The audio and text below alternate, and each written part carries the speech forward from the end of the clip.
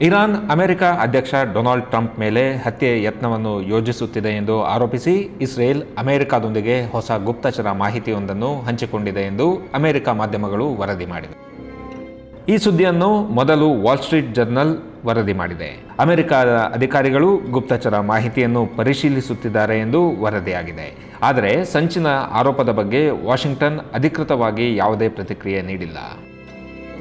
ತಿಂಗಳುಗಳ ಸಂಘರ್ಷದ ನಂತರ ಅಮೆರಿಕ ಮತ್ತು ಇರಾನ್ ಕದನ ವಿರಾಮ ಅಂತ್ಯ ಘೋಷಿಸಿದ್ದವು. ಇಸ್ರೇಲ್ ಟೆಹರಾನ್ ಮೇಲೆ ನಿರಂತರ ಒತ್ತಡ ಹೇರುತ್ತಲೇ ಇರುವುದರಿಂದ ಈ ವರದಿ ಬಂದಿದೆ. ಇದು ನಿಜವಾದ ಹೊಸ ಬೆದರಿಕೆಯ ಪುರಾವೆಯೇ ಅಥವಾ ಟ್ರಂಪ್ ಆಡಳಿತವನ್ನು ಇರಾನ್ ವಿರುದ್ಧ ದೃಢವಾಗಿ ಇರಿಸಲು ಇಸ್ರೇಲ್ನ ಪ್ರಯತ್ನಗಳನ್ನು ಬಲಪಡಿಸುವ ಉದ್ದೇಶ ಹೊಂದಿದೆಯೇ ಎಂಬ ಅನೇಕ ಪ್ರಶ್ನೆಗಳು ಈ ವರದಿಯ ಮೂಲಕ ಮೂಡಿವೆ.